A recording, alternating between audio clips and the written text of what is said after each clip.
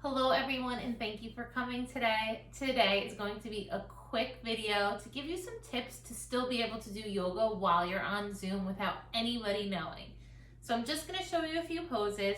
You don't have to watch this video while you're on a meeting. This is just informational for you for the next time you're feeling like you're sitting through a very long meeting. So the first move is to take your hands and clasp them behind your chair. You could puff out the chest a little bit. Nobody will know that you are stretching during this pose. The next pose will be seated pigeon. So normally when you're on Zoom, it's only from here up. You don't show your bottom half. So you would just take your left foot, bring it onto your right knee, keep the right foot on the ground, and you could even hinge at the hips a little bit, just opening up the hips a little bit more.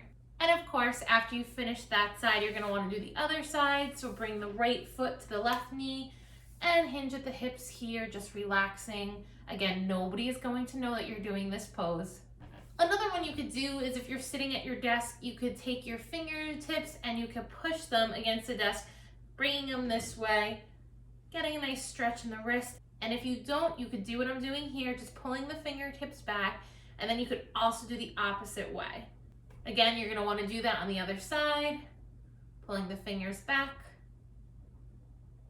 and this way. Again, this is something that you could stretch while nobody will be able to see while you're on Zoom.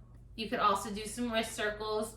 Sometimes while that typing, or if you're taking notes, it's really good to do some stretches for the wrist. The next one you have to be a little discreet about. Anytime that I sit too long, I always get neck pain. So what you can do is you could drop your right ear to the right shoulder. And if you want, you could bring the left fingertips out because they're only gonna see from here up.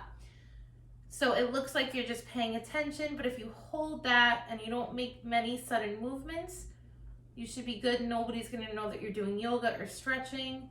And then obviously you're gonna wanna do the other side, dropping the left ear, bringing the left fingertips out.